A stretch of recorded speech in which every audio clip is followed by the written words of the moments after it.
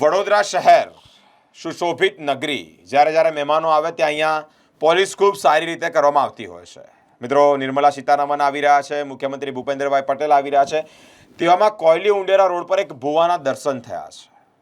આ દર્શન થયા તેની પાછળ કોન્ટ્રાક્ટરની બેદરકારી સામે આવી તેવી માહિતી સામે આવી રહી છે। આ ભુવો એટલે કે આ જે ખાડો છે તે કોયલી ઉંડેરા રોડ પર જોવા મળ્યો છે।